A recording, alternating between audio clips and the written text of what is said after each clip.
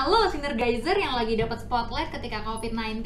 Kalau yang kemarin kita bahasnya terkait dengan protokol kesehatan nih Pak. Jadi kita lanjutin lagi aja diskusi pada hari ini ya. Penerapan K3-nya sudah mulai bergeser, tidak cukup hanya di tempat kerja, tapi kita bicara, kita bangun mulai di rumah dan juga di masyarakat sekitar.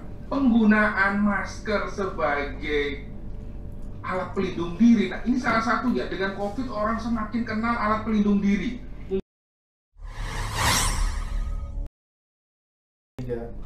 Halo Sinergizer yang lagi dapat spotlight ketika COVID-19. Semangat pagi semuanya. Semoga kita selalu sehat, kuat, dan selamat. Jangan lupa untuk makan makanan bergizi karena pura-pura bahagia itu butuh energi. Hai, kembali lagi dengan saya Berta sebagai host pada segmen kali ini dan masih bersama Pak Eman tentunya. Halo Pak Eman. Hey Mbak Berta, jumpa lagi. Jumpa lagi nih kita nih sekarang ya. Gimana? Sehat Pak? Sehat, masih tetap sehat. Oke, kalau yang kemarin kita bahasnya terkait dengan protokol kesehatan nih Pak. Jadi kita lanjutin lagi aja diskusi pada hari ini ya.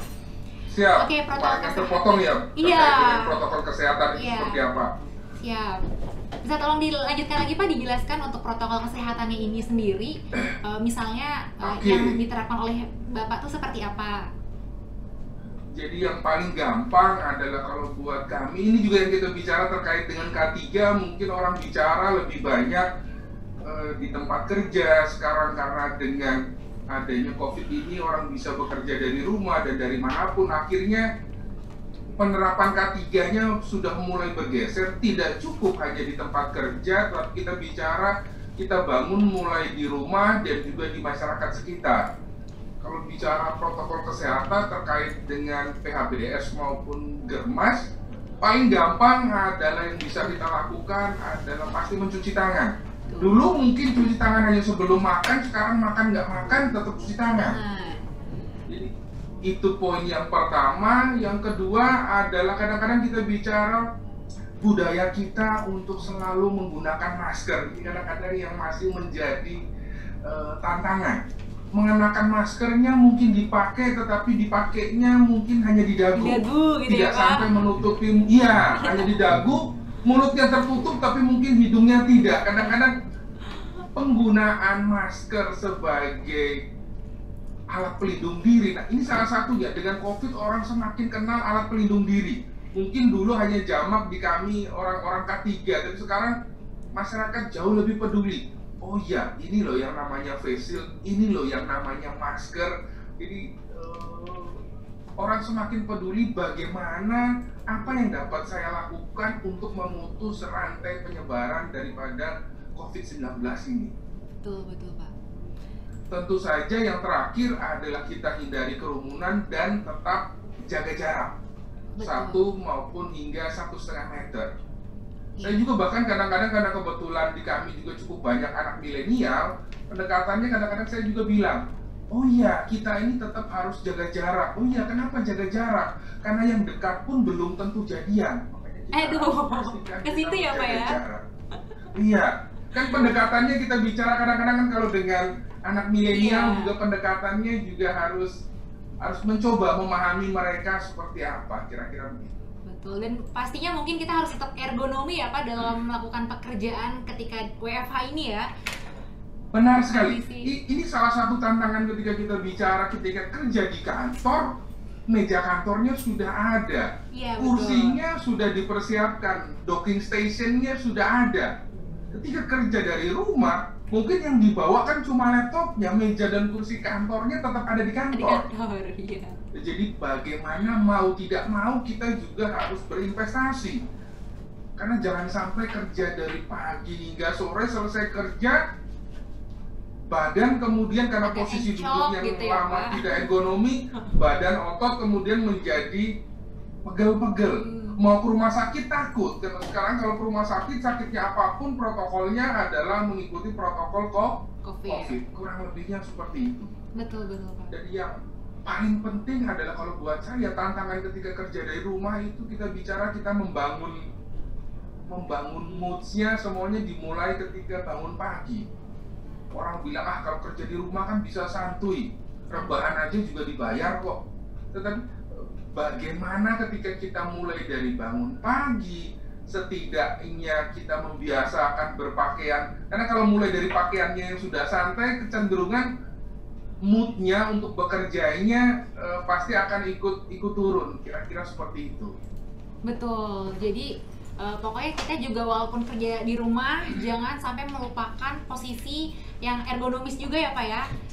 Walaupun ya posisi yang ergonomis, terutama kita bicara duduk ya, dan juga dulu mungkin kita lebih banyak tatap muka, sekarang kita kan lebih banyak tatap layar. Jadi tidak kalah pentingnya juga kan sedikit banyak kan kita bicara bahaya radiasinya pasti ada. Bagaimana juga kita harus memastikan tidak terlalu lama kita berada di belakang layar. Jadi break atau istirahat itu juga sangat diperlukan. Iya, oke Pak, bener Pak, bener banget, setuju sekali. Karena mungkin ketika kita WFH tuh kadang terlalu fokus, jadi suka lupa gitu ya Pak ya. Terus aja duduk dalam waktu yang lama, tapi juga posisi kadang juga kita tidak memperhatikan posisi gitu. Kadang selonjoran di kasur gitu kan, atau misalnya apalagi kalau kaum milenial kan kami bilang tadi kaum rebahan. Iya, kaum rebahan. Maunya kerjanya sambil rebahan. Iya. Tapi akan kuat berapa lama? Anda bisa bayangkan ketika mungkin sehari 2 hari tidak terasa, tapi ketika itu menjadi suatu rutinitas, nah itu betul. Akan dapat banyak berpengaruh terhadap kesehatan kita. Dan juga salah satu pentingnya kendalanya mungkin jaringan. Ini kadang-kala yang menjadi hambatan. Karena kuota bisa kita beli, tapi belum tentu jaringannya bisa kita beli. Iya, jaringannya belum tentu kita bisa beli gitu ya Pak ya untuk jaringannya. Iya, jadi komunikasi. Jadi kan ini kan penting sekali ya. Akhirnya ada begitu banyak penggunaan teknologi sekarang berarti yang dikedepankan. Betul Pak, setuju banget. Berhubungan juga nih dengan tema bulan ketiga kita ya tahun 2020 ini, optimalisasi kemandirian masyarakat berbudaya K3 pada era revolusi industri 4.0 berbasis teknologi informasi. Untuk tema bulan K3 tahun 2020 kali ini ya Pak ya? Ya, menjadi spesial sekali ya. Iya, kita bicara berbasis informasi, semua serba digital. Teknologi, betul banget Pak. Nah, dan menariknya lagi, pas tema tahun kali ini jatuh tepat ketika kita merayakan 50 tahun K3. 50 tahunnya kita hitung dari kita memiliki Undang-Undang Nomor 1 tahun 1970. Itu kebetulan diterbitkannya 12 Januari 1970. Kalau kita tarik ke sekarang kan tepat berumur 50 tahun undang-undang tersebut. Jadi momennya memang tepat sekali. Dapat banget ya Pak ya momennya. Nah, untuk ada nggak sih Pak kendalanya nih kalau lagi WFH terkait dengan sesuai dengan tema di bulan K3 kita kali ini kan berbasis dengan teknologi tadi. Berbasis teknologi. Iya, ada nggak sih kendalanya gitu Pak untuk penerapannya? Ketika kita bicara kendala, belum semua perusahaan memiliki kemewahan adalah sistemnya semua sudah paperless. Sistemnya sudah berupa sistem-sistem pelaporan elektronik. Oh iya, betul. Banyak yang masih berupa sistemnya adalah paper base. Ketika dia bicara paper base, ketika bekerja dari rumah kadang-kala ini menjadi suatu hal yang menjadi kendala. Tapi ketika semuanya sudah elektronik, kita ambil contoh. Sekarang juga untuk kita bicara audit, misalnya taruhlah audit dari badan sertifikasi atau audit dari customer, sekarang auditnya juga sudah bicara auditnya online. Virtual ya Pak ya? Karena menghindar, auditnya virtual, auditnya dilakukan secara daring. Jadi menghindari untuk tatap muka, tetapi maksud dan tujuan daripada auditnya tetap terlaksana. Agar auditnya bisa berhasil dengan baik, kita berarti harus punya database, harus punya sistem yang berbasis elektronik. Itu akan sangat mempermudah dalam proses tanya jawab ketika kita bicara audit. Pak, bagaimana misalnya dengan tadi mungkin pada saat episode pertama saya dengar Mbak Berta singgung tentang safety observation dengan hantu yang getayang di atas crane. Iya betul Pak. Pasti sama. Terlihat menarik ya seperti itu. Nah sekarang pun kita bicara dengan digitalisasi, jadi orang bisa melaporkan semua itu hanya melalui gawai. Dengan gawai semua sudah terhubung dalam satu genggam smartphone. Rekan-rekan pun bisa melaporkan, oh ya Pak, saya melakukan safety observation karena sekarang mungkin di rumah, kira-kira apa yang bisa dilihat di rumah maupun di lingkungan sekitar. Itu pun dapat dilaporkan sebagai sebuah observasi. Betul Pak. Tapi ada kendala nggak Pak untuk menggiring orang-orangnya nih untuk bermigrasi gitu ya ke teknologi yang baru ini untuk K3-nya? Iya, menggiring untuk itu pasti ketika setiap kali ada perubahan, bagaimana merubah kebiasaan, terutama untuk yang generasinya dengan rambut sudah mulai memutih, itu kadangkala butuh tantangan tersendiri. Pak, kami rasanya jauh lebih nyaman ketika ada kertas, kami nulis saja di kertas, Pak. Iya, betul, Kalau Pak. harus mengetik taruhlah di belakang keyboard atau mengetik dengan keypad, kok rasanya jadi jauh lebih lama. Bayangan saya, namanya kita berproses itu pasti butuh waktu, butuh usaha. Mie instan aja untuk dimakan harus tetap direbus. Mau nggak mau kita harus biasakan bagaimana ya prosesnya. Butuh coaching, butuh konseling, dan juga butuh pendampingan di situ, karena merubah kebiasaan, apalagi kalau mungkin di office tidak jadi masalah karena mungkin sehari-hari bekerjanya adalah sudah menggunakan laptop maupun desktop. Tetapi untuk level pekerja yang di bawah yang sehari-hari mungkin bekerjanya dengan peralatan kerja, untuk memindahkan kebiasaan merubah seperti itu kadangkala butuh ekstra kerja, kira-kira seperti itu. Ya, berarti harus tetap dibutuhkannya coaching terus-terusan dulu ya Pak untuk awal-awal nih. Untuk kita menggiring. Awal-awal butuhkan coaching, dan juga akhirnya amat sangat terbantu karena kalau kita bilang kan begitu banyak teknologi untuk kita bicara, kita bisa temu dengan secara daring, secara online. Kita bisa pakai MS Teams, kita pakai Webex, kalau sebut merek di luar ada Google Meet, Zoom. Ada Zoom dan yang lain. Jadi sesungguhnya pilihannya sudah tersedia. Tinggal kembali kepada kita mau ambil kesempatannya atau tidak. Betul. Ya, jadi harus tetap terus pemantauan oleh kita, coaching oleh kita, sampai akhirnya orang-orang tersebut udah bisa terbiasa gitu ya Pak untuk menggunakan teknologi seperti itu gitu ya Pak. Iya, akhirnya ketika mereka sudah terbiasa, itu menjadi bagian dari kehidupan. Dari sisi kita sebagai orang K3 pun sesungguhnya ini amat sangat mudah untuk kami proses untuk mengolah data, untuk analisa data, taruhlah terkait dengan misalnya laporan hazard observation card. Dulu mungkin laporannya ditulis di kertas, dikumpulkan kepada personel EHS harus ketik lagi, pindahkan. Sekarang otomatis tidak perlu lagi diketik, dipindahkan, datanya sudah dalam bentuk elektronik, mudah sekali untuk dianalisa. Oh, ternyata sebagian besar laporan ini misalnya terkait dengan tindakan tidak aman. Taruhlah mungkin ada kurangnya kesadaran akan penggunaan alat pelindung diri. Dengan mudah datanya diolah, dengan mudah kita dapatkan trennya, sehingga dengan tepat kita tahu tindakan untuk penyelesaiannya apa, akar permasalahannya terletak di mana. Kira-kira seperti itu Mbak Berta. Betul Pak, setuju banget. Dan mungkin tambahan untuk kinerja K3-nya juga gitu ya Pak, udah bisa digunakan secara teknologi gitu ya Pak, biar lebih memudahkan pencatatan ya. Benar, jadi kalau kita bicara teknologi, beberapa rekan bahkan sharing, kita mungkin kalau dengar ketika kita masuk sebuah tempat, sebuah perusahaan kan biasanya adanya safety induction, kan itu memang salah satu yang diamanatkan di undang-undang. Ketika untuk safety induction biasanya ada yang lewat presentasi, ada yang lewat diputarkan video. Sekarang bahkan beberapa rekan sudah menggunakan virtual reality.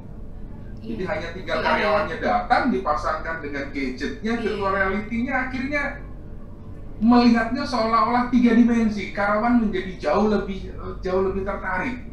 Dan lebih menyenangkan ya Pak ya? Lebih menyenangkan karena seolah-olah ketika kita bicara, pada dasarnya kan manusia itu suka bermain. Betul. Ketika kita mengenalkan bekerja, mereka seolah-olah merasa bermain.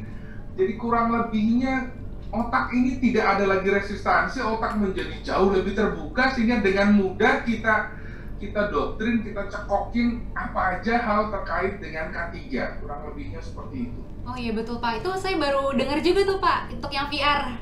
Itu bagus juga ya Pak ya? Iya. Jadi Kalau dulu kan mungkin kita kenal dengan salah satu merek tertentu yang dari Korea itu bahas, sekarang ternyata yang lain pun ikut ya Pak? sudah mulai menggunakan itu dalam aktivitas sehari-hari.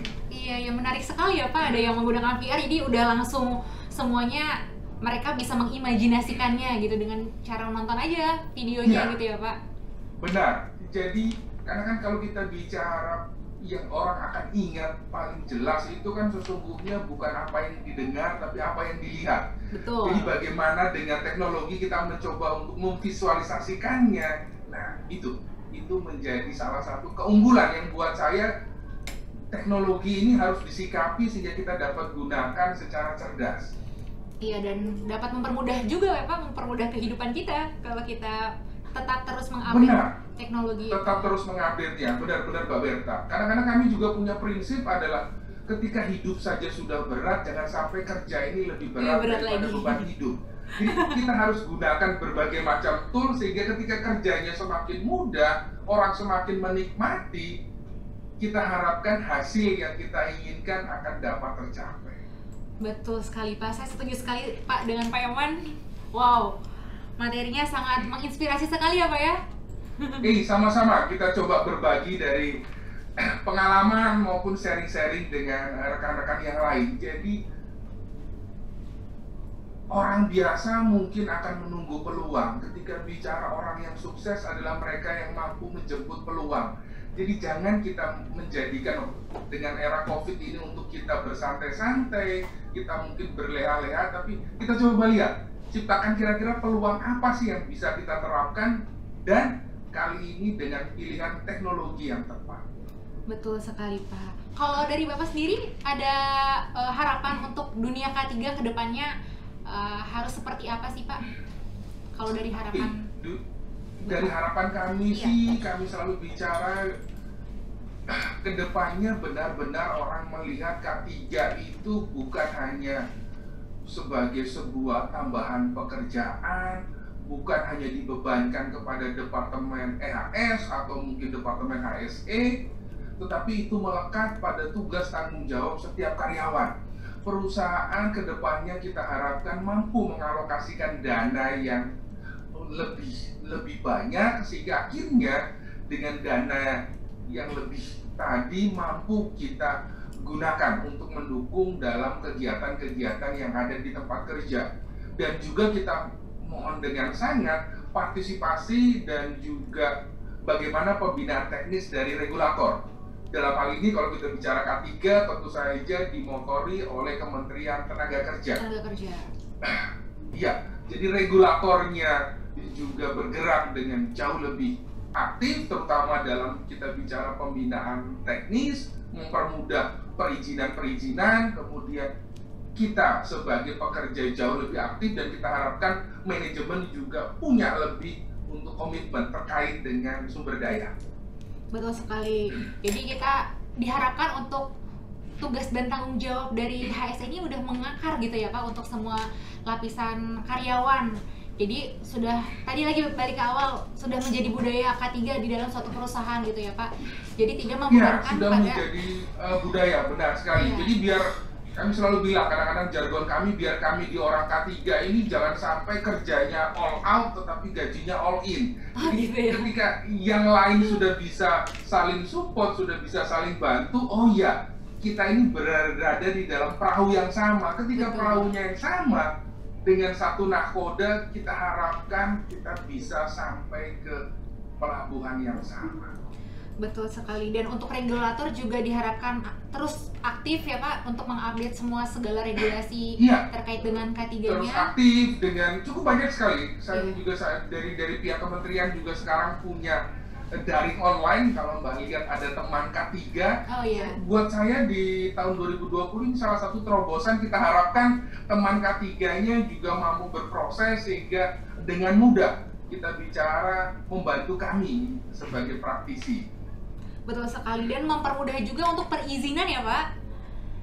Ya, mempermudah untuk perizinan, pemeriksaan, kami bicara pemeriksaan dan pengujian untuk periksa uji peralatan, kira-kira seperti itu.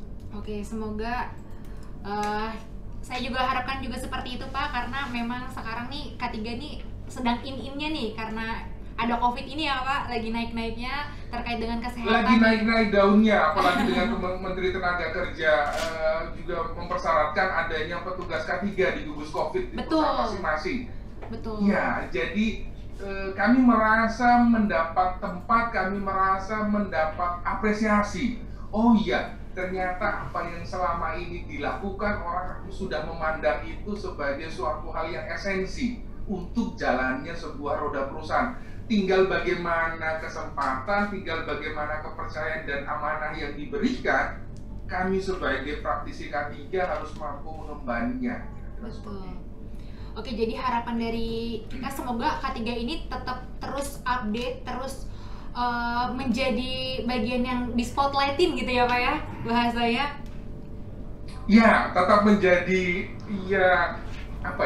Instagramable gitu loh. Jadi setidaknya ketika orang datang, orang lihat, oh iya, dulu mungkin ketika ditanya cita-cita ingin jadi perawat, ingin jadi dokter, astronot, kita harapkan sekarang anak kecil ketika ditanya cita-citanya mau apa, oh saya ingin jadi seorang ASE. Iya, betul. Dan ada di daftar cita-cita anak-anak kecil gitu ya Pak ya.